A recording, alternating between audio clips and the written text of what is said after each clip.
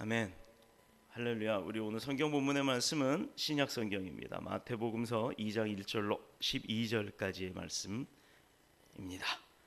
마태복음 2장 1절에서 12절은 제가 가진 성경으로는 신약 성경 이쪽에 있습니다. 자, 우리 한 절씩 함께 1절부터 교독하도록 하겠습니다. 헤롯 왕 때에 예수께서 유대 베들레헴에서 나심에 동방으로부터 박사들이 예루살렘에 이르러 말하되 유대인의 왕으로 나시니가 어디 계시냐? 우리가 동방에서 그의 별을 보고 그에게 경배하러 왔노라 하니 헤롯 왕과 온 예루살렘이 듣고 소동한지라. 왕이 모든 대제사장과 백성의 서기관들을 모아 그리스도가 어디서 나겠느냐 물으니 이르되 유대 베들레헴이오니 이는 선지자로서 이렇게 기록된 바 또 유대 땅 베들레헴아 너는 유대 고을 중에서 가장 작지 아니하도다. 네게서 한 다스리는 자가 나와서 내 백성 이스라엘의 목자가 되리라 하였음이니이다. 이에 헤롯이 가만히 박사들을 불러 별이 나타난 때를 자세히 묻고 베들레헴으로 보내며 이르되 가서 아기에 대하여 자세히 알아보고 찾거든 내게 고하여 나도 가서 그에게 경배하게 하라.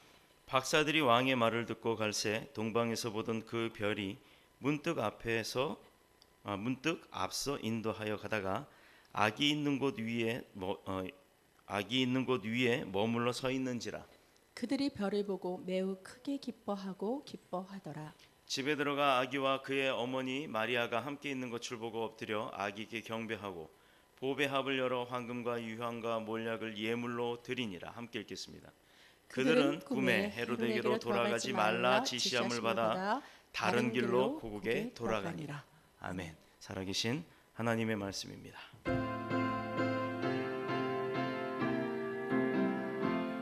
주님 우리의 마음을 여시어 말씀을 깨닫게 하옵소서. 아멘.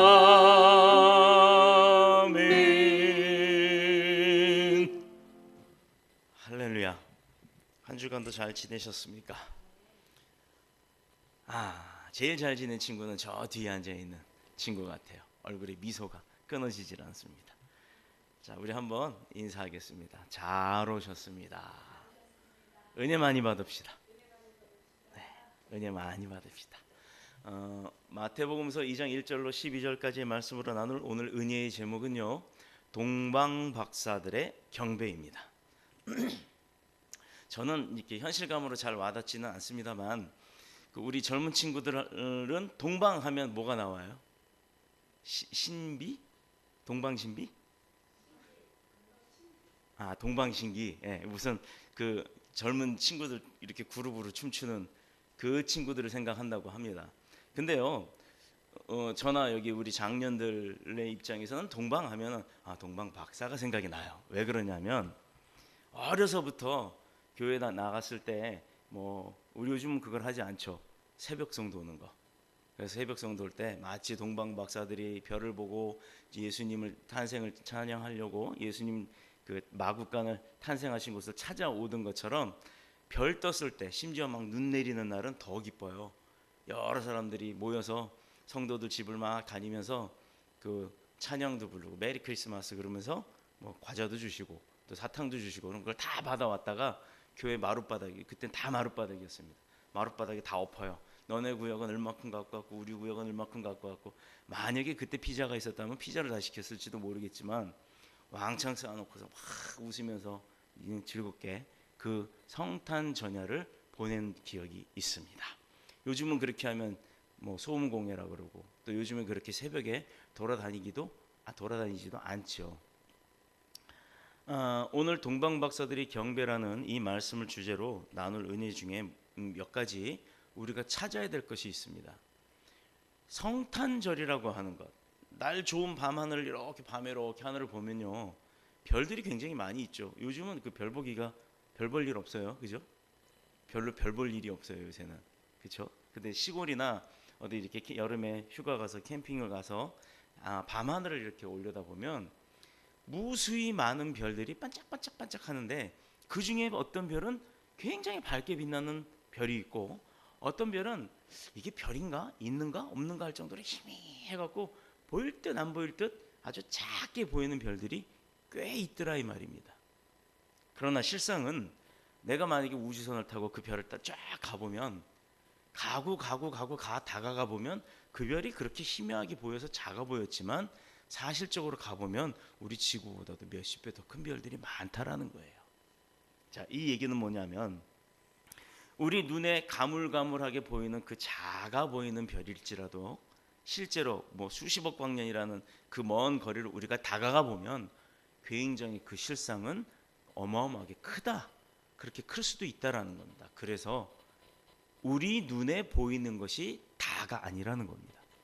내 눈엔 분명히 진짜 좁쌀보다도 작고 희미해서 저 별은 되게 작은 별. 그러니까 얘 너나 가져. 나는 이 별, 왕창 큰 별, 반짝거리는 별, 그 별 내 거야. 이렇게 연인들 사이에 손잡고 하늘 보며 저 별은 네 별, 네 별은 내 별. 그런 데가 있을지도 아닌가 봐요. 요즘 애들은 그렇지 않은가 봐요. 우리 땐 그랬어요. 우리 때는. 그런데 왜 그러냐면 바로 이런 별을 보고 연구하던 사람들이 있었습니다. 그렇게 하늘을 보고 뭐 요즘처럼 천체망원경 보고 뭐 몇억 광년 사이즈가 얼마고 위성은 몇 개가 돌아다니고 이렇게 하는 것이 아니라 그저 별을 보고 그 위치를 그리던 사람들이 바로 연구하던 동방의 박사들이었어요. 이 동방 박사들은 세 지역에서 각각 서로 아는 사람들이 아니에요. 각각의 지역에서 각각의 자기의 지식을 가지고 하늘의 별을 보며 그렇게 연구하던 사람들입니다. 그런데 이들이 별을 보고 연구하다가 인류의 구세주인 아기 예수의 탄생지로 인도함을 받게 됐어요. 근데 어떻게 세 사람씩이나? 성경에는 삼위일체, 또 동방박사 세 사람, 부활 사망한 지 십자가에 달려 돌아가신 지 사흘 만에 하루 이틀 사흘. 하나님은요 이 3자라고 하는 숫자를 굉장히 좋아하세요. 완전한 숫자. 삼각형이라고 하는 이 트라이앵글의 꼭지점 하나 둘 세 개는 무엇으로도 깨트릴 수 없는 완벽한 힘을 발휘합니다. 그래서 피라미드가 물론 원뿔형입니다만 삼각뿔 형태이지만 실제로 그 단면을 보면 삼각형이에요. 그리고 우리가 차를 타고 한강을 건너다 보면 한강 철교라고 하는 그런 다리들이 있어요. 철로 만든 그 다리들의 기둥 말고 그 다리 주체 밑바닥을 보면 다 이렇게 삼각형을 마름모로 이렇게 엇대 가지고 쭉 일자로 연결을 해놨어요. 자, 이거를 무슨 공법이라 그런지는 저는 뭐 건축과를 나오지 않아서 모릅니다만 그게 건축학도들이 말하는 가장 힘을 완벽하게 받을 수 있는 그러면서도 무너지지 않는 가장 강력한 힘을 발휘하는 그 형태를 삼각 트러스트 공법이라 그러나요? 하여튼 뭐 그렇게 얘기를 한답니다. 그래서 그렇게 삼각형을 엇대 가지고 일자를 만들어 가는 거예요. 이런 구조로 뭐 엑스칼리버라든가 이런 큰 뭐 세계에서 제일 높은 빌딩 같은 들의 골조를 세우는 거예요. 자, 다시 원점으로 돌아와서 그들은 바로 이 세 사람의 동방 박사들은 각 지역에서 오게 되었는데 이 동방이라고 하는 것은 뭐냐면 동력 동자에 모방자를 씁니다. 그래서 이게 뭐 별들이 떠오르는 곳을 의미합니다만 지역적으로 성경에 동방이라고 표현되어 있던 곳이 어느 쪽인지는 지금 확실치는 않아요. 그러나 이들이 걸어온 여정이라든가 그렇게 지나올 때 성경에 표현되어 있던 그 마을의 이야기들을 보면 페르시아 또는 바벨론이 있었던 지역에서부터 출발을 하지 않았는가라고 추측만 될 뿐입니다. 정확하게 어디서 왔다라는 아직 근거는 없습니다. 그런데 이 바로 동방에서 온 박사들 그들이 우리는 그 2017년 이제 며칠 있으면 성탄이에요. 그죠? 성탄절이에요. 1년에 한 번씩 돌아오는 아주 행복한 날입니다. 그 성탄절을 온 교인들이 추리도 이렇게 우리 청년들이 만들고 예쁘게 만들었잖아요. 기대하세요. 요 밑에 요거 뭘까요? 왜 여기 이렇게 포장이 돼 있을까요? 이제 여기 잘 보세요. 이걸 살 때 보니까 어떤 거는 이렇게 산타 그림이 있는데 그거 안 샀어요. 물론 여기도 의미는 뭐예요? 무슨 강아지예요? 루돌프예요? 네, 루돌프 그림이 있긴 합니다만 우리도 이렇게 2017년의 성탄절을 맞이하기 위해서 우리가 모르게 또 우리 교회 찬양 딱 오면 내가 얼마나 감사했냐면 이거 좀 만들어줘 그러고 갔는데 정말 제가 했을 때보다도 훨씬 이쁘죠? 예, 그런데다가 딱 들어왔는데 찬양이 흘러요. 성탄 캐롤이 얼마나 기뻤는지 몰라요. 그 누가 찾았는지 몰라요. 여기 우리 청년들 중에 누가 찾은 것 같은데 아주 잔잔한 조용한 성탄 캐롤이 울리더라고요. 이야, 역시 센스쟁이. 이게 너무 기뻤어요. 그런데 왜 그 의미를 이렇게 제가 극한 칭찬을 하느냐면 오늘 성경 본문 말미에 그 답이 나옵니다. 우리는 2017년 성탄을 준비하면서 온 교인이 함께 예배를 드리는 가운데 말씀 속에서 성탄절의 그 바른 의미를 찾아야 되는 거예요. 성탄절이 그저 행복한 날, 즐거운 날, 쉬는 날이 아니에요. 참된 그 의미가 무엇인가? 말씀 속에 드러나는 성탄절의 의미는 예수님만을 찬양하고 감사함으로 그 참된 성탄의 계절을 우리가 누리는 겁니다. 25일까지 아까 우리가 기도 중에 부목사님 말씀하셨던 기도 중에 우리 선교지 그 선교사님이 26일 날 수술이에요. 자, 그러면 생사를 지금 눈앞에 두고 곧 죽을지도 모르는 다른 중국 선교사였던 이 아무개 선교사님이 중국분 낯이 가셔야 되기 때문에 그 성함을 밝히지 못합니다. 그 선교사님이 지금 간이 문제가 생겨가지고요. 오늘 내일 기계를 빼면 바로 사망이에요. 그렇게 지금 오늘 내일 하는데 드디어 26일 날 예수님의 사랑을 전하는 수술이 이루어집니다. 아무런 아는 사람도 아니었지만 일면식도 없는데 선교사님이 그것도 나가 있던 선교사님이 자신의 간을 떼어주는 거예요. 그렇게 26일 날 수술이 이루어집니다. 대가성이 있는 거 아니었냐 해서 그 질병관리본부에서 오히려 그걸 의심을 해서 몇 개월의 그 허가 기간이 오래 걸렸습니다. 그러나 성탄절인 25일이 지나서 26일 날 예수님 탄신일이 지나자마자 예수님 사랑의 선물을 받게 되시는 거예요. 그분은 다시 생명을 연명할 수 있게 되는 겁니다. 죽음에서 생명으로, 사망에서 부활로 오시는 거예요. 그러니 이분이 나 이제 다시 살았는데 그분 평생에 그 두 번째 선교사님이요, 간을 받는 선교사님은 얼마만큼 예수 사랑을 전하면서 사시겠습니까? 이거 대단한 일이에요. 아무나 할 수 없는 일입니다. 저라도 아마 마음 많이 고민하고 못했을 수도 있어요. 그런데 그런 사역을 하시는 거예요. 그 사역을 하시던 분의 선교지에 우리가 갑니다. 그분이 비어있는 시간에 우리가 가서 선교합니다. 이거 얼마나 큰 은혜예요. 이게 얼마나 기대되는 일이에요. 그거 갔다 오고 나면 우리는 얼마나 큰 기쁨이 있고 영광이 있겠습니까? 보세요. 이들이 본문 2절에서 보면 유대인의 왕으로 나신 이가 어디 계시뇨라고 찾았어요. 동방의 박사들이 예수님이 유대인의 왕이라는 것을 이미 알고 찾아오는 거라는 얘기예요. 그들은 별만 보고 하늘의 별만 보고 진짜 별 볼 일만 있던 사람들인데 별만 보던 사람들이 별을 따라서 오게 되는데 그것이 저 별을 따라가야겠다고 하는 것 그들의 마음에서 스스로 자발적으로 생겼을까요? 이것은 하나님께서 그들에게 마음을 움직이게 하는 하나님의 은총의 역사가 있었다는 겁니다. 얼마나 행복해요? 예수 그리스도의 탄생하는 것을 확인하러 가는 겁니다. 그거 아무나 그 은혜가 없는 거예요. 내게 별을 따라서 예루살렘 유대인의 왕, 예루살렘의 왕이 아니라 한 나라의 왕이 아니라 유대인의 왕, 민족의 왕을 탄생하게 하는데 그곳에 네가 가라, 가서 축복해라, 기뻐해라 라고 별을 통해서 알려주시겠다고 말씀을 주셨을 때 동방의 박사들이 원래 박사급쯤 되면 얼마나 고지식합니까? 우리나라에도 박사들은요 굉장히 어떻게 보면요 다 그렇진 않겠지만 굉장히 위험 있고 근엄 있고 학식이 높다 보니까 뭐 웬만한 자기 지식 이외에는 다 거부할 거예요. 알아들으려고 하지 않을 겁니다. 그런데 그런 동방의 박사가 한 사람도 아니고 세 사람씩이나 그 별을 보고 따라올 수 있도록 그 마음을 주셨다는 거예요. 기회를 주셨다는 거예요. 그런데 정말 감사한 건요, 동방의 박사가 별 보고 온 것만 기뻐할 것이 아니라 그들을 다시 한번 보면 그 동방의 박사라고 하는 사람들이 별을 따라서 왔다라는 게 중요한 거예요. 안 올 수도 있죠. 내가 왜 가? 그건 뭐 내가 하나마나. 그까짓 거 내가 하나마나. 이렇게 할 수 있을 마음이 분명히 있었을 거예요. 그런데 그들은요, 뭘 했다? 순종을 했다. 그런데 어떻게 순종했다? 즉시 순종을 했다. 다 짐을 쌓아가지고 뭐 이사하고 정리하고 오는 게 아니라 딱 그 마음 듣자마자 바로 출발했다는 겁니다. 뭘 가지고? 자기 자신이 가지고 있던 가장 귀한 것 하나를 딱 선물로 드리려고 가지고 출발을 했다는 겁니다.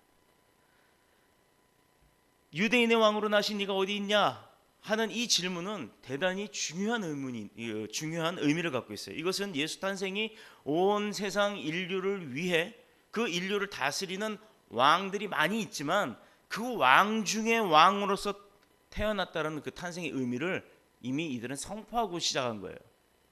나는 주의 백성이니 나는 분명히 성공할 것이야 라는 선포를 하고, 그렇게 선포를 하고 시작을 하는 것과 이거 내가 기회가 온 것 같은데 이거를 하면 이게 조금 힘은 들 것 같긴 한데 하면 좀 뭐 내가 이득이 될 거니까 할까 말까 하다가 다른 사람이 탁 해버려요. 그럼 기회 없는 거예요. 뭐든지 주님의 음성에 순종하는 것은 당연한 거죠, 믿음의 백성들은. 그런데 그 주님의 음성에 순종의 기회가 나한테 딱 왔으면 딱 잡아채는 거예요. 누가 채기 전에 이거 내 거야 하면 빡 잡는 거예요. 뺏기지 말아야 돼요. 어느 부자가 그 어마어마한 부자한테 그 직원이 물어봤답니다. 회장님은 어떻게 해서 이렇게 돈을 많이 버셨습니까? 이렇게 전 세계에서 이름만 대면 다 아는 그런 회장님이 되셨습니까? 저도 그렇게 회장님처럼 돈을 좀 많이 벌고 싶습니다. 방법 좀 가르쳐 주세요. 그랬더니 그래? 야, 내가 너를 사랑하니까 내가 너한테는 전수해 줄게. 따라와. 그러더니 그랜드 캐년이라고 하는 미국에 가면 사막지대에 벼락들 많고 그렇게 골짜기들이 있는 데 있잖아요. 근데 그 골짜기 제일 높은 곳에 올라가더니 앞에 한번 서서 바닥을 한번 내려다봐 그러더래요. 그래서 그가 벼랑 끝에 딱 서서 바닥을 이렇게 내려보는데 그 회장이 뒤에서 갑자기 그를 팍 밀어버립니다. 그럼 어떻게 되겠어요? 오 이러다가 우와 죽을 뻔했네 이랬을까요? 떨어졌을까요? 벼랑 끝에 쓴 사람 뒤에서 무의식 중에 서 있는데 밀어버렸어요. 떨어집니다. 그가 으악 하고 떨어지던 끝에 나뭇가지가 하나 있는데 탁 잡았어요. 그 매달렸어요. 아니 회장님 돈 버는 법을 가르쳐달라고 그랬더니 나한테 왜 이러십니까? 그랬어요. 그랬더니 자네 지금 뭐 붙들고 있나? 나뭇가지 붙들고 있다. 당신 돈 벌고 싶으면 돈을 그렇게 붙들어라. 죽기 살기로 붙들어라. 그러면 돈 번다라고 가르쳐 주더랍니다. 이게 세상에서의 돈 버는 방법이에요. 그러나 믿음의 백성은요. 믿음의 백성이 돈 버는 법 알아요? 믿음의 백성은 그렇게 돈을 쫓으면 돈이 도망갑니다. 믿음의 백성은요. 돈을 따라가면요. 시험이 옵니다. 믿음의 백성은 돈을 버리세요. 즉 이건 돈으로 표현을 했지만 모든 세상적 욕심을 버리세요. 그러면 그 세상이 나한테 옵니다. 이건 분명한 것이에요. 왜냐? 그 세상을 다스리는 분이 누구예요? 아버지. 아버지의 아들이잖아요. 아버지의 딸이잖아요. 그러니 아버지 건 내 거, 내 거, 내 거. 내가 드릴 수 있는 게 뭐예요? 왜 내 거, 내 거라는 건 놀부심보인데 왜 그렇게 표현하냐면 내가 아버지 거가 되면 결국은 나는 아버지 거예요. 그 나의 자존감을 가지라는 겁니다. 내가 돈이 없어요? 직장이 없어요? 내가 능력이 없어요? 경력이 없어요? 또 직책이 없어요? 그렇다고 해서 실망하지 말라는 얘기입니다. 자존감 가지세요. 왜? 아버지께 내 거니까. 그 믿음 하나 하면 됩니다. 믿음이 이기네라는 찬양이 있죠. 믿음이 이기네. 왜? 아버지가 다 이기니까. 그 아버지가 내 아버지니까. 그래서 우리가 이긴다는 겁니다. 현실로 안 다가오세요? 이것은요. 내가 믿고 한번 해보세요. 순종을 해보세요. 즉시 순종. 그랬을 때 어떤 축복들이 나한테 쏟아지는지 그 경험을 찾으세요. 우리 교회가 바로 그런 교회입니다. 예수 그리스도는 스스로 빌라도의 질문에 응답하신 적이 있습니다. 빌라도 왕 앞에 잡혀왔을 때 네가 유대인의 왕이냐? 라고 빌라도가 물었습니다. 그럴 때 마태복음 27장 17절, 요한복음 18장 23절에 내가 그니라. 네 말이 옳도다. 주님이 부정하지 않았어요. 그가 물어봅니다. 빌라도가 분명히 너가 유대인의 왕이냐? 하고 물었을 때 그래 내가 유대인의 왕이다 라고 대답하지 않고 네 말이 옳다라고 했습니다. 왜 그랬을까요?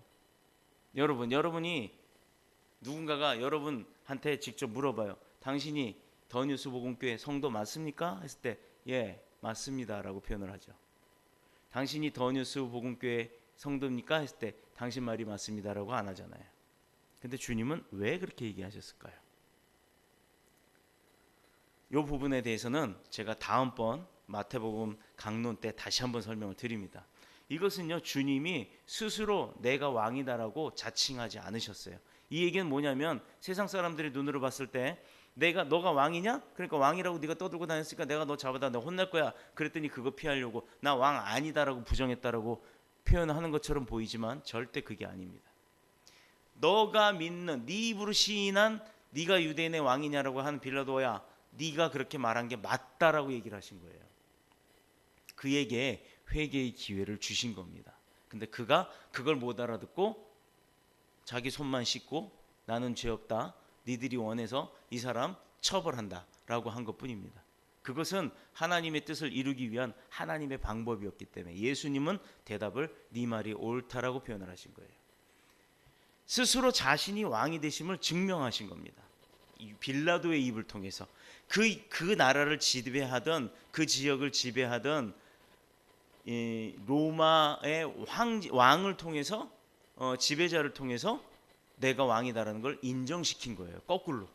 그러니 예수님이 얼마나 지혜로우신 분이세요. 그는 베들레헴의 말구에서 탄생하였음에도 불구하고 천하 만민의 왕으로 이 땅에 오신 분입니다. 크리스마스라는 말의 의미가 뭔지 아세요? 그리스도라고 하는 말, 그리스도라는 말과 축제라고 하는 마스라고 하는 단어가 합성된 단어입니다. 크리스마스. 이 복합어로 이는 그리스도가 주인공이 되시는 그리스도의 축제라는 의미예요. 그래서 크리스마스예요. 엑스마스가 왜 엑스마스인 줄 알아요? 카톨릭에서는 X는 예수님을 표현을 합니다. 띠 아니거든. 이 X가 아니고. 자, 그럼에도 현대의 그 X는 영어는 X는 뭐 ZX 할 때 그 X는 곱하기를 표하기도 하고 뭐 기다 아니다 할 때 이렇게 부정을 표현하기도 하지만 카톨릭에서 말하는 X는요, 영어가 아니에요. 라틴어입니다. 라틴어에서 예수를 의미하는 거예요.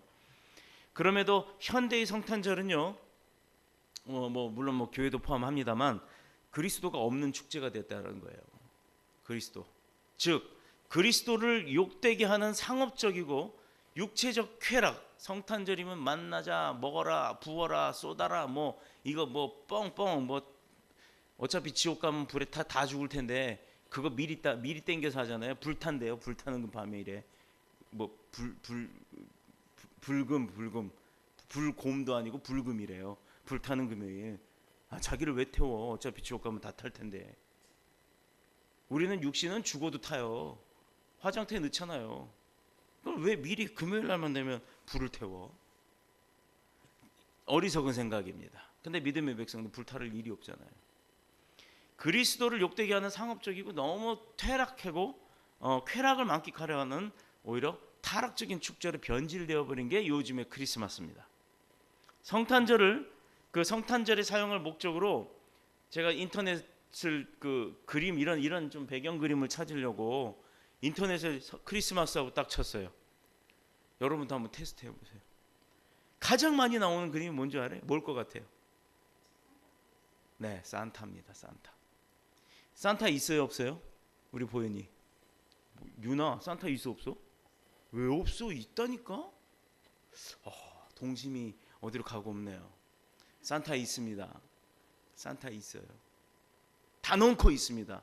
아버지 또는 엄마. 밤에 몰래 와서 주고 가잖아요. 그런데 실존하는 산타가 있었습니다.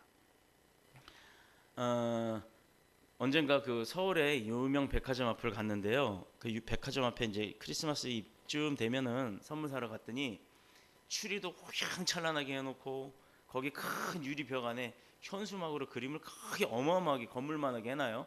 그런데 딱 보니까 멀리서 봐도 산타더라고요. 근데 산타가 제정신이 아니야. 산타가 술이 취해서 이러고 있는 그런 그림을 그려놨어요. 멀쩡한 것도 아니고 술 취한 산타를 그려놨더라고.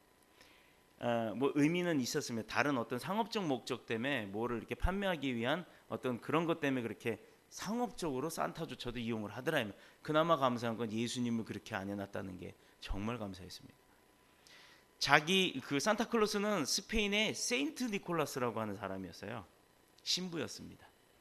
그가 자신의 생일인 12월 5일에 어린이들에게 자기가 받았던, 신부로서 받은 선물들 많잖아요. 성도들이 주었던 그 자기 생일 선물을 오히려 그 지역 아이들한테 나누며 베풀며 했던 그것에서 유래가 돼서 그 스페인의 그 세인트 니콜라스라고 하는 그분이 했던 일에 이제 유래가 돼서 전 지역으로 많이 가고, 또 스웨덴에 그 술록이 많잖아요. 겨울에 눈이 오면 진짜 이 술록이에요. 이거 강아지처럼 봐서 내가 아까 강아지 그랬지만 그 루돌프라고 하는 건 사슴입니다.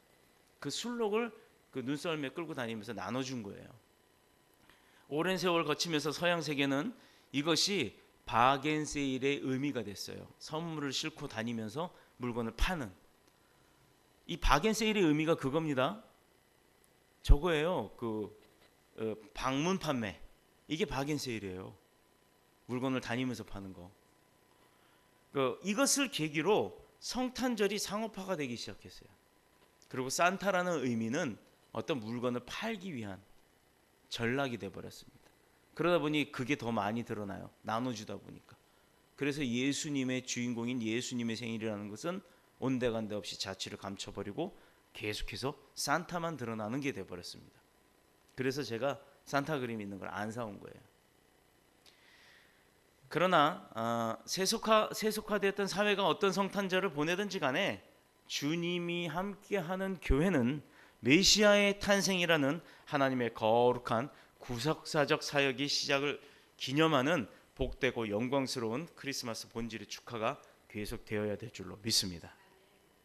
아무튼 성경이 우리에게 말씀하시는 내용은 예수라는 이 왕의 탄생은 온 백성에게 미칠 큰 기쁨의 소식을 얘기하는 거예요. 누가복음 2장 10절을 한번 찾아보겠습니다. 누가복음서 2장 10절.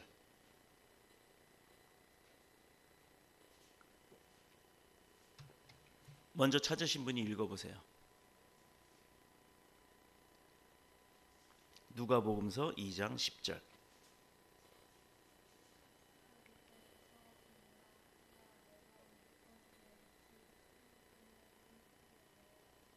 아멘, 할렐루야. 자, 누구에게 어떤 걸 전한다고요? 온 세상에게, 온 백성에게 미칠 큰 기쁨의 소식. 이게요, 누구 하나 어느 지역, 인천, 서울, 대한민국 요게 아니라 지구상의 모든 민족에게 전하는 기쁨이 있는데, 그것도 보통 기쁨이 아니라 아주 큰 기쁨이라는 얘기예요. 바로 이게 예수 그리스도의 탄생입니다. 또한 그는 평강의 왕으로 이 땅에 오셨는데, 이사야 선지자는 그의 탄생을 예언하면서 이미 태어나기도 전에 구약 시대 이사야서 9장 6절에 보면 평강의 왕이라 지칭을 합니다. 그러면 이미 몇천 년 전에 살던 사람이 평강의 왕이 우리를 위하여 올 것이다라고 선포했어요. 그 왕이 예수 그리스도께서 오실 때 그 평강의 왕이 오셨다라는 거예요. 그렇다면 그 오신 분이 와서 하는 일이 뭐예요? 우리에게 어떤 기쁨의 소식? 평강의 기쁨의 소식을 준다는 겁니다. 미리 예언하기를 마태복음 1장 21절에 그가 자기 백성을 저희 죄에서 구원할 자라고 표현합니다. 우리가 스스로 지은 죄에서 우리를 건져내실 분이란 얘기예요. 인류에 많은 왕과 영웅이 있죠. 우리나라도 무슨 장군, 무슨 왕, 세종대왕부터 많죠. 그런데 아무도 내 죄에 대해서는 해결해 줄 수가 없다는 겁니다. 예수 그리스도 한 분만, 그분만이. 그 어떤 노력과 희생에도 불구하고 인류는 아무리 자기 자신들이 노력해봤자 평화를 얻지 못했어요. 자, 노벨 평화사 수상자였죠. 얼마 전에 죽었습니다만, 중국의 류 사오보. 이 사람은요, 중국의 인권 운동가였어요. 공산주의 국가에서 인권을 이야기하고 국가에 대항했던 사람입니다. 그러니 이 사람을 노벨이라고 하는 그 평화상을 노벨 수상한 그 시상 단체에서 그 사람을 평화상을 줘야겠다라고 수상을 결정을 하고, 상을 주는 날이 있잖아요. 그 상을 주는 날 오라고 그랬어요. 그러나 그는 어떤 상황이었습니까? 중국 정부에 의해서 가택, 집에 연금이 돼 있어요. 집 밖을 나갈 수가 없어요. 즉 집이 감옥이 되어 있던 사람이에요.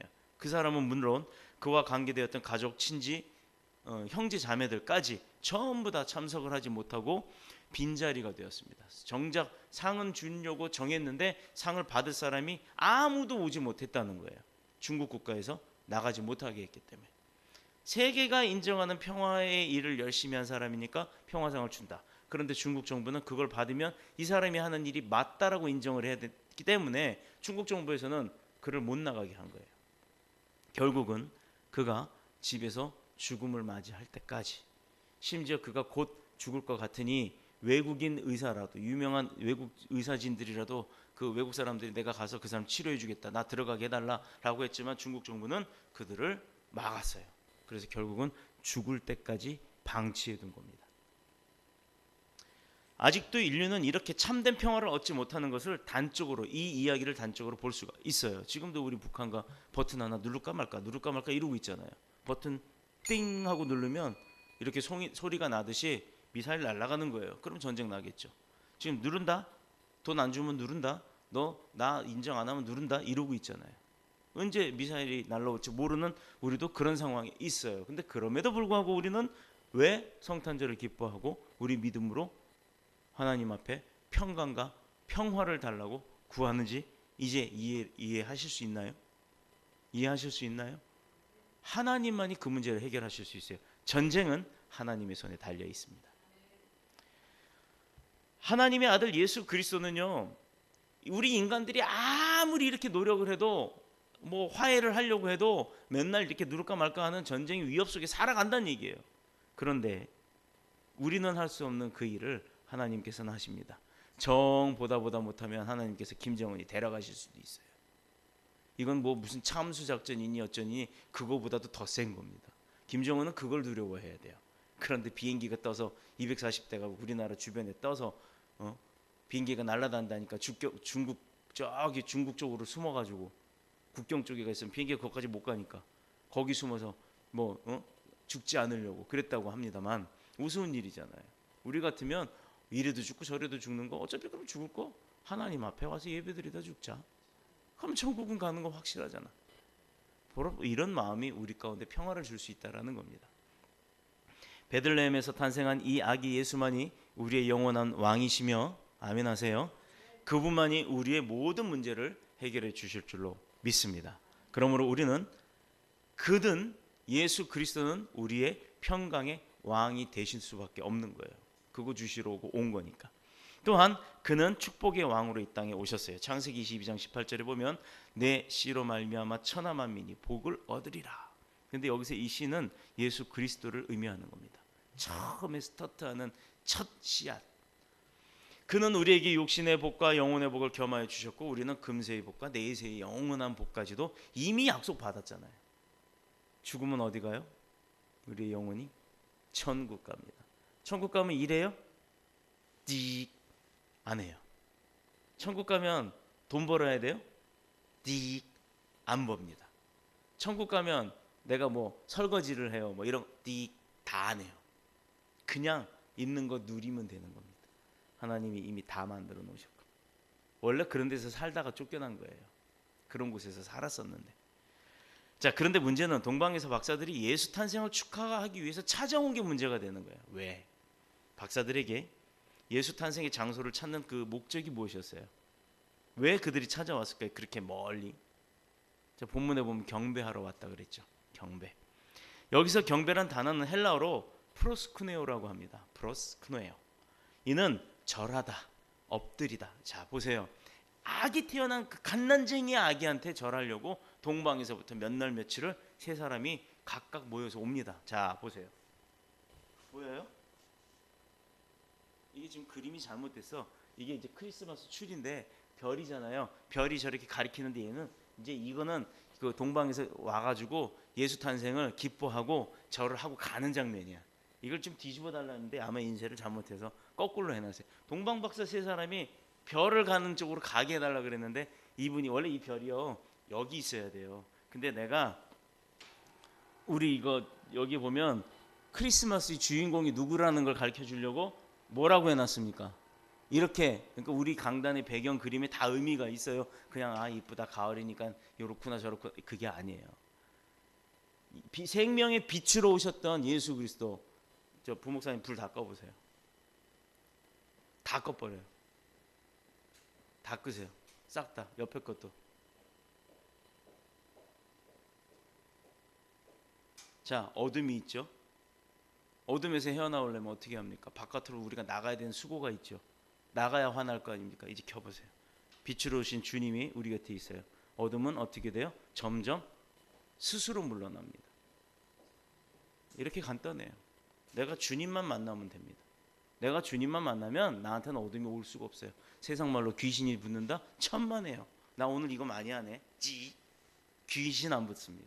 누가 그래요? 아이고 젊은이 어깨에 고양이 죽은 고양이 2마리가 얹어져 있네. 그거 보는 사람들이 있을까요? 진짜로? 보십시오. 오늘의 주인공을 소개했습니다. 예수 그리스도. 성탄절의 주인공입니다.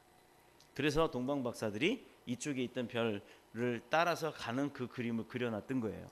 그런데 이들이 왜 그렇게 와야 했느냐? 절하러 왔다 이 말이에요. 절하러. 근데 그냥 절했어요? 한 사람당 하나씩 가지고 온 게 있어요. 황금. 또 아시는 분? 2분은 얘기하지 마시고 3사람 중에 물약? 크게 얘기, 크게 안 들려. 몰약. 그 다음 또 유향. 자, 그러면 몰약은 뭐고 유향은 뭐예요? 황금은 알겠는데 기름. 또 우리 가람이 참 대단하네. 맞아요. 누가 가르쳤어요? 정말 잘 가르치셨어요. 설명합니다. 몰약과 유향이라는 걸 가지고 왔는데 말 그대로예요. 유향은 젖유, 향기향, 젖의 향기, 달콤한 향이 나는 어떻게 보면 향수 같은 그런 거예요. 근데 우리는 이제 그 불교계나 기타 다른 어떤 뭐 참배하러 간다고 보면 앞에다 불에다가 이렇게 막대기 기인 거를 향이라 그러잖아요. 그래서 무슨 연기가 나게 하는 게 있어요. 그리고 로마 카톨릭 사제들이 미사 드릴 때 이렇게 들어올 때 보면요, 이렇게 줄에 달린 동그란 공같이 생긴 거를 이렇게 흔들면서 옵니다. 그때 뭐가 나와요? 거기서 무슨 향 타연의 연기 같은 게 막 피져 나오는 걸 막 이러고 앞에 복사 둘이서 흔들고 나옵니다. 그게 뭐냐면 잡기야 물러가라 이런 의미예요. 그 유향의 역할이 그렇게 큽니다. 이 유향은 향료이자 성전 제사 때 분향, 하나님 앞에 향을 태우는 거. 예전에는 재물을 태웠잖아요. 그 향을 태우는 의미로 사용을 하는 거예요. 그다음에 몰약은 뭐냐면 어떻게 보면 방부제의 역할을 할 수 있는 시신에 바르는 일종의 마취제와 같은 역할을 했던 거예요. 사형수나 이런 사람들 고통을 좀 줄여주려고 발라주는 그 마취제의 역할을 하는 그런 약이었어요. 되게 비싸죠. 쉽게 살 수가 없죠. 그런데 그 한 사람당, 한 사람은 황금을, 한 사람은 유향을, 한 사람은 몰약을, 그 비싼 것을 하나씩 챙겨 왔다는 거예요. 자기한테 가장 소중한 것. 그것도 누굴 때문에? 애기한테 절하면서 그걸 주려고. 왜 그랬을까? 이걸 보는 겁니다. 오늘 설교의 주제예요. 왜 동방박사들이 고생해서 별 따라오고 아기한테 와서는 절 한번 하고 자기의 제일 중요한 전 재산을 드렸을까? 왜 그랬을까? 왕 중에 왕 되신 예수께 절하고 엎드리고 그에게 보물을 드림으로 모든 영광, 내가 받은 것 모든 것이 다 그분에게부터 왔다라는 걸 증명하는 거였습니다. 그래서 모든 영광을 그분께, 아기 예수께 돌려드리기 위해서 온 거예요. 세상의 지식자들이 멍청해서 온 게 아니에요. 바보라서 온 게 아닙니다. 그들이 알고 있었던, 최고로 많이 아는 자들이 예수 그리스도가 이 땅에 오신 우리의 왕이라는 걸 알았기 때문에 온 거예요. 동방에서 아기 예수님의 강림 탄생을 알고 찾아온 박사들이 11절에 보면 집에 들어가 아기와 그 모친 마리아와 함께 있는 것을 보고 엎드려 아기께 경배했다. 엄마한테 경배한 게 아니에요. 아기께 경배하고 자기가 가져왔던 귀한 그 보배를 집어넣고 오는 보배함, 우리 여성분들은 뭐 폐물함이라고 하는 그런 거, 그거를 딱 열어서 황금 한 사람, 유향 한 사람, 몰약 한 사람이 다 이렇게 예물로 드렸던 겁니다. 이 행위를 통해서 하나님은 성탄의 목적이 분명한지를 어떤 목적들이 분명하게 있었던 건지를 이 동방박사 세 사람을 통해서 나타내고 계시는 거예요. 먼저 하나님은 박사의 길을 인도하심으로 초자연적인 도우심이 우리 가운데 있다라는 것.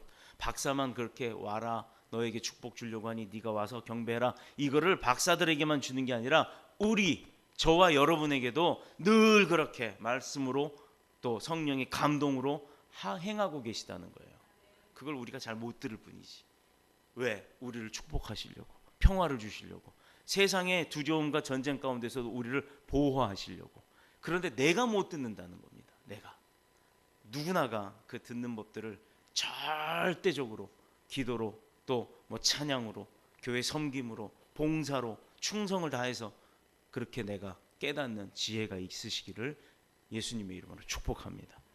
처음에는 그 의도를 잘 알지 못해서 의심할 수도 있어요. 이게 하나님 뜻 맞나? 사단도 그렇게 꼬이기도 하니까 이쪽에서 천사가 뭐라고 하면 아니야 그렇게 해도 돼 하고, 여기 악마가 뭐라고 하고, 또 그러면 아니지 그러면 안 되지 하고 하는 천사가 이렇게 왔다 갔다 하는 그런 영화 같은 거 보면 나오잖아요. 항상 우리에겐 그렇게 양면성이 따라온다는 겁니다. 우린 약하기 때문에. 그럴 때 내가 판단이 잘 안 될 때 제일 먼저 생각한 기준이 있어요. 내가 지금 이 일을 하면 하나님이 좋아하실까? 이것만 생각해 보면 돼요. 그래서 하나님이 안 좋아하실 것 같아 하면 하지 마세요. 찡. 하나님이 좋아하실 것 같아. 그러면 하는데 어떻게 합니까? 내일 해야지, 내일부터 해야지가 아니라 즉시 순종하는 겁니다. 그게 즉시 받는 축복이에요. 우리 교회 하나님이 어마어마한 축복을 주셨어요. 여러분의 즉시적으로 눈으로 금방 볼 수 있습니다. 다음 주에 오시면 다음 주 주일 예배는 교회가 바뀝니다. 교회 안의 시스템들이 바뀌어요. 싹 바뀌어요. 악기도 바뀌고 또 음향도 바뀌고 영상도 바뀌고, 이제 이거 안 써요. 카메라도 바뀝니다. 카메라도 뭐 방송국 수준의 카메라예요. 우리 교회가 이제 이렇게 바뀌어가요. 뭔 돈이 생겨서? 아니요, 돈이 생겨서가 아니에요. 하나님이 주셨습니다. 바로 이런 부분들이에요. 물론 이제 부목사님이 헌물을 하시는 거지만 그런 축복이 우리 가운데 옵니다. 그런데 세상 같으면 그렇겠죠. 월세도 밀려 있고 뭐도 밀려 있고 뭐 뭐도 내야 되고. 그렇게 안 했다는 거예요. 하나님이 주신 거니까 하나님 앞에 씁니다. 자, 또 우리가 선교를 가죠. 선교 가서 써야 될, 여러분들이 내는 개인 경비 말고 선교 가서 써야 될 비용이 상당히 커요. 왜냐하면 거기서 예배 드릴 때 오는 사람, 초청한 사람들 선물도 줘야 돼, 식사도 제공해야 돼. 그런 비용들을 다 우리가 부담을 해야 합니다. 가는 사람이 부담을 하려면 1인당 한 250만 원씩은 내야 될 거예요. 근데 그거를 부담할 수가 없잖아요. 그래서 여러분들이 직접적으로 낸 것은 항공료예요. 항공료하고 그 관광 이틀 동안 하는 동안에 그 관광 비용입니다. 나머지 사역 비용은 교회에서 책임을 지는 겁니다. 근데 그게 없었어요. 맨날 꿇어앉고 기도합니다. 아버지 선교 가라고 해서 가는데 다른 건 다 됐는데 아버지 일할 때 쓸 게 없어요. 어떻게 된 겁니까? 뭐가 잘못된 겁니까? 저희가 뭐가 부족합니까? 축복해 주소서 했더니 저희가 기대했던 쪽이 아닌 전혀 다른, 전혀 상상할 수 없었던 방법으로 하나님께서 허락하셨어요. 그것도 풍족하게 다 보냈습니다. 선교사님이 왔다 갔다 이렇게 하는 것까지 다 보내고 다 드렸는데도 부족하면 가서 더 드릴게요까지 문자를 보냈어요. 이게 하나님이 하세요. 이게 하나님이 하신 일이에요. 아멘. 그러니 우리가 믿음의 백성으로서 하나님 앞에 할 수 있는 것 최대한으로 하세요. 그러면 하나님이 내가 생각했던 것보다 더 큰 걸로 주십니다. 나보다 더 나를 사랑하시는 분이 우리 하나님이신 줄로 믿습니다.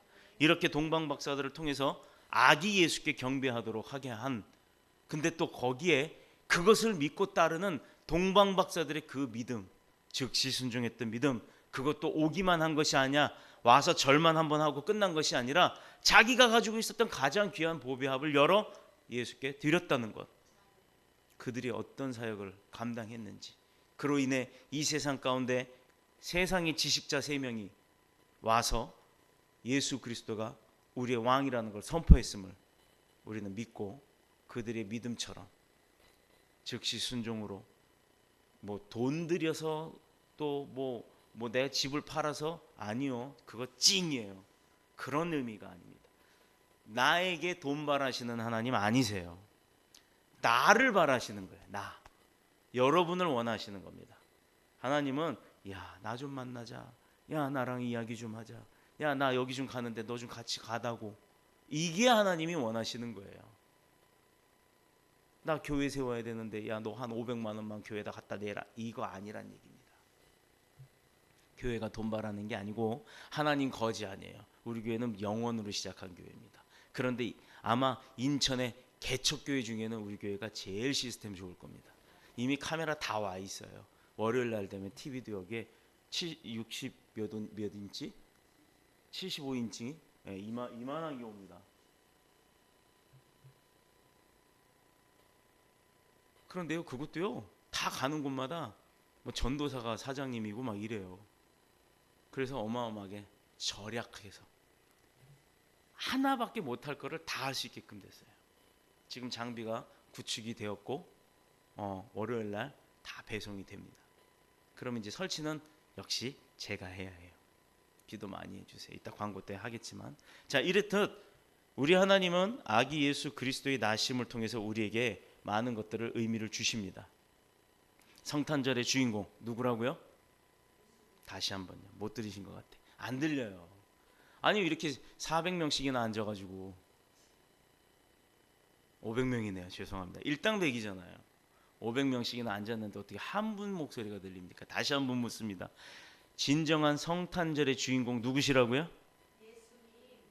예수 그리스도. 우리의 구세주 예수 그리스도. 그래서 우리는 그리스도이신 예수님의 이름으로 기도합니다라고 해요. 예수는 누구예요? 지저스. 사람 이름이에요. 그죠?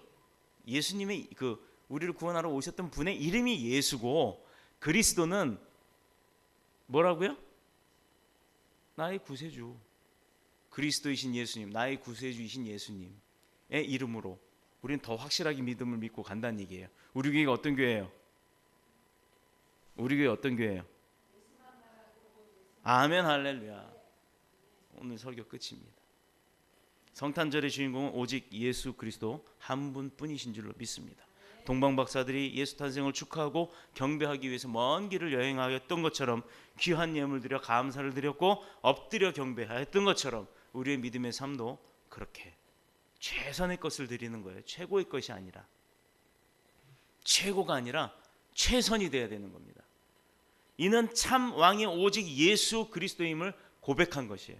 우리도 그런 믿음의 고백을 늘상 삶으로 표현하면서 하시는, 그래서 주님께로부터 인정받아 가장 귀하게 쓰임받고 축복받는 그런 저와 여러분이 되시기를 예수님의 이름으로 축복합니다. 축원합니다. 기도드리겠습니다. 주의 집에 영광이 가득해